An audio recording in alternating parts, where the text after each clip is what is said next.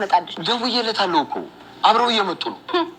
አይኗን በጨዋታዋ እዚህ ቤት ከመጣችማ በቃ አልታወቀብኝም ብላ ደምድማለች ማለት ነው። እባክሽ ተረጋጊ፣ ተረጋጉ። ይኸውላችሁ ስትመጣ ማንም ሰው እንዳያስደነግጣት። ተሰው አታበሳጭ፣ ፖሊስ ጠራልኝ።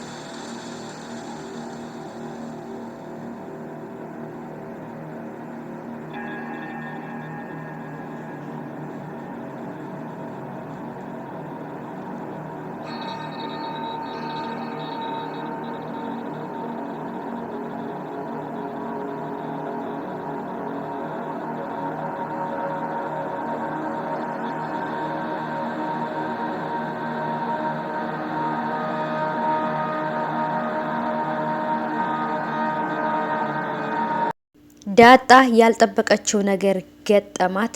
በገዛ እህቷ ሌላ ነገር ተደርጎባታል። የእንጀራ እናቲቱ በጣም ተናዳለች። ሙሉ ወርቋን ዳጣ እንደሰረቀችው ነው ልጇ የነገረቻት። ክፍል ውስጥ ገብታ ስወጣ አይቻታለሁ። ልጅቷ ሌባ ናት እያለች ነው። እሷ የፈለገችው ዳጣ ከዚህ ቤት እንድትወጣና ይሄኛውን የምታፈቅረው ልጅ እንደፈለገች ማድረግ ስለፈለገች ነው። ፍቅር በጉልበት ሳይሆን በሲስተም ነው የሚሆነው። የዳጣም አባት ደግሞ ምን መናገር እንዳለበትና ምን ማድረግ እንዳለበት ግራ ገብቶታል። ምክንያቱም ልጁ ሌባ እየተባለችበት ነው። ልክ እንደ ጎረቤት ልጅ ወይም ደግሞ እንደ መንገደኛ ልጅ። እንግዲህ መጽሐፉንም የቀደደችበት ልጅ ደግሞ እሱ ጋራ ለመግዛት መርካቶ በሄደችበት ሰዓት እህቴቱ እዚህ ጋር ሌላ ተንኮል ከእናቴቱ ክላስ ወርቅ ወስዳ ወደነ ዳጣ ወደምተኛበት ክፍል አድርጋ ወይም ልብሷ ውስጥ አርጋባታለች። በጣም ከባድ ነገር ተፈጥሯል። አሰላሙ አለይኩም ወራህመቱላሂ ወበረካቱ። ሰላም ውድ የተከበራችሁ የቻናሌ ተከታታዮች እንዴት ናችሁ? ከኔ ጋር ሁሉ ሰላም ነው። ሰላማችሁ ይብዛልኝ ባላችሁበት ውድ ቤተሰቦቼ።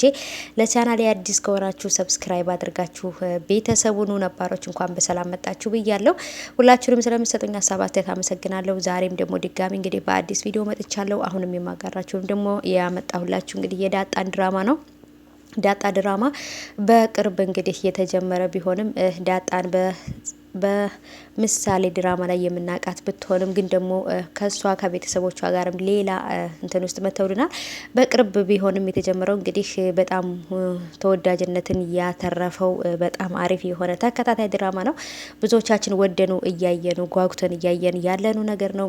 ዳጣ ሌላ ያላሰበችው ነገር ተፈጥሮባታል። ዳጣ ጎዳና ላይ ያደገች ልጅ ብትሆንም ግን ደግሞ ለእምነቷ በጣም ጠንካራ የሆነች ልጅ ናት።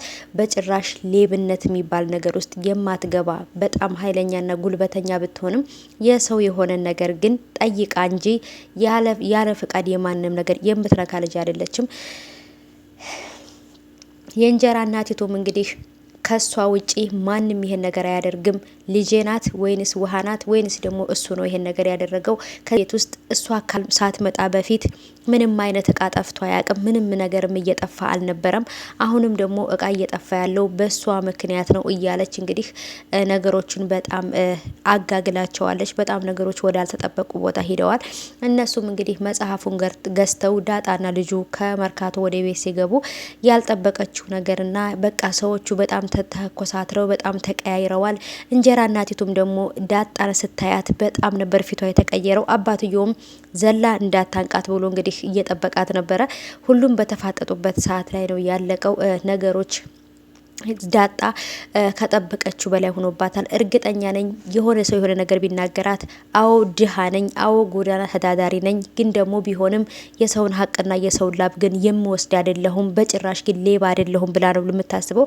ዳጣ በዚህ ምክንያት ከቤት ወጥታ እንዳትሄድ ፈርቻለሁ። በእርግጥ ደግሞ እቤት ውስጥ ያለው ልጁ ወይንም እንግዲህ ይቺ ልጅ የምታፈቅረው ልጅ ማለት ነው ልጁ ከልጁ ጋር ከዳጣ ጋር ቅርርብነት ስላለው ልጁን ትቀማኛለች ብላ ስለፈራች እንጂ ሌላ ነገር አይደለም። ልጁም ደግሞ ለእናትና ለአባቷ ብዬ ነው እቤት የተቀመጥኩት እንጂ በጣም መጥፎና ባለጌ ልጅ ናት ብሎ ነበር ለዳጣ የነገራት። በጣም ልጅቷ ስነ ስርዓት የሚባል ነገር የላትም። ልጁን በጣም ነበር የምታስቸግረው። ለእናትና ለአባቷ ብዬ ነው እንጂ በዛ ቤት ለመኖር አስጠልቶኛል በሷ የተነሳ ብሏል። መጥፎ ጸባይ ነው ያላት። ዳጣም ደግሞ የድመትም የውሻም የስንት ነገሮች ተደበላልቆ ነው ጸባይዋ፣ በጣም ያስቸግራል፣ ለሰው አያዝም እያለች ነበረ። እንግዲህ ዳጣም ይችም ልጅ እንግዲህ ከእናቲቱ ክፍል ውስጥ እንዳያችሁት የወርቅና የተለያዩ ሀብሎችንና የተለያዩ ጌጣጌጦችን ከእናቷ ክፍል በመውሰድ የዛም ደግሞ ከክፍል ልወጣ ስትል እህቷ ውሃ አግኝታት ነበረ። ከዛን ይሄ ምንድን ነው ብላ የሀብሉን ወይንም ደግሞ አንድ የተንጠለጠለ ጌጥ ነበር ከኪሷ ውስጥ ማለት ነው። ያንን ነገር እኔ ከኪሷ ጌጥ አይቻለሁኝ እሷ ናት ወስዳ እዛ ያደረገችው ብላ ውሃ ብትናገር ለዳጣ በጣም አሪፍ ነገር ሊሆን ይችላል። ዳጣ ከዚህ ነገር ትወጣለች። በእርግጥ የዳጣ ክፍል ውስጥ ያደረገችውና ልብሷ ውስጥ ያደረገችው ራሷ እህቲቱ ናት ማለት ነው። ሳምሪ በነገራችን ላይ በጣም ከባድ የሚባል ጸባይ ያላት ልጅ ናት። ስለዚህ ልጁን ስለምትወደው ስለምታፈቅረው ብቻ ይህን ነገር ማድረግ አልነበረባትም። ምክንያቱም ይቺ ልጅ ቤተሰብ ናፍቃ አባት እናት ቤተሰብ ናፍቃ ከ18 ዓመት በኋላ ቤተሰቦቿን ያገኘች ቤተሰብ የተራበች በጣም ቤተሰቦቿን የምትፈልግ ልጅ ናት። ስለዚህ ለአንድ ወንድ ብላ ይሄንን ማድረግ አልነበረባትም። በእርግጥ የአባቷ ልጅ እህቷ እንደሆነች ስላላወቀችና ከመንገድ የመጣች ማንኛቱንም ኖርማል ሴት አድርጋ ነበር ያየቻት። አባትዮ በእርግጥ የዲኤንኤ ምርመራውን እያደረገ ነው።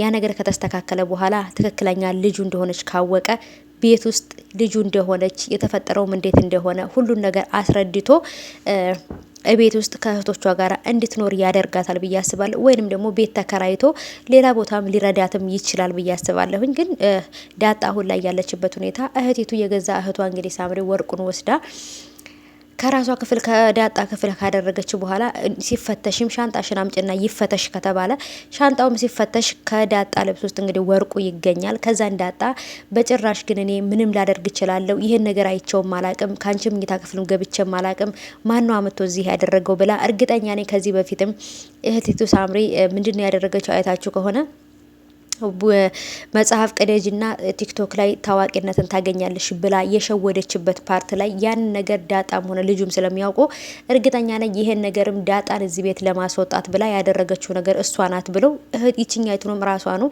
ሊያጋልጧት ይችላሉ ብዬ አስባለሁ። ያለዛ ግን ለዳጣ ትንሽ ከባድ ነው የሚሆነው። ዳጣ በጣም ከሰዎች ጋር አብራ መኖር የምትችል ጨዋ የሆነች ልጅ ናት። ጎዳና ተዳዳሪ እንኳን ራሷ አትመስልም። በጣም አራዳ ናት። ፍቅር የገባት ከሰው ጋር እንዴት እንደምትኖር ታቃለች፣ ፍቅር ታቃለች፣ ሰው መውደድ ታቃለች። ሰውን በጣም ይወዳታል እና ሰው በጣም ስለሚወዳት ነው እንግዲህ እዚህ ነገር ውስጥ አድርጎ ቤተሰቦቿ ጋር እንድትገናኝ ያደርጋት መጎስ ማለት ነው። መጎስ ባለውለታዋ ነው። በጣም ብዙ ነገር ለፍቷል የሷ ቤተሰብ እንዲገኙ።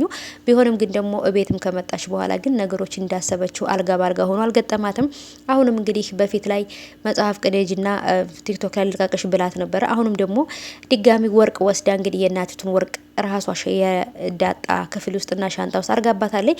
በዚህ ነገር ደግሞ ዳጣ ተናዳ ከዛ ቤት እንዳትወጣ ነው። ምክንያቱም ሁሉ ነገር ትችለዋለች። ሌባ መባል ግን በጣም ከባድ ነው ብዬ አስባለሁኝ። ዳጣ እንደዚህ ነገሮች ሁሉ ታልፋቸዋለች ወይ?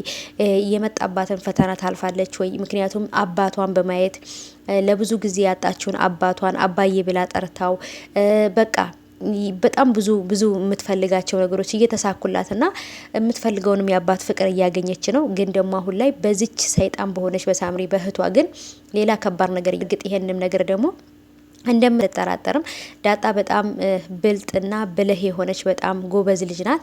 ከዚህም በላይ ብዙ ፈተና ታልፋለች። አሁንም ይሄን ሁሉ ነገር ቀስ ብላ ታልፈዋለች ብዬ አስባለሁኝ። የእውነት ዳጣ በጣም ነው ያሳዘነችኝ።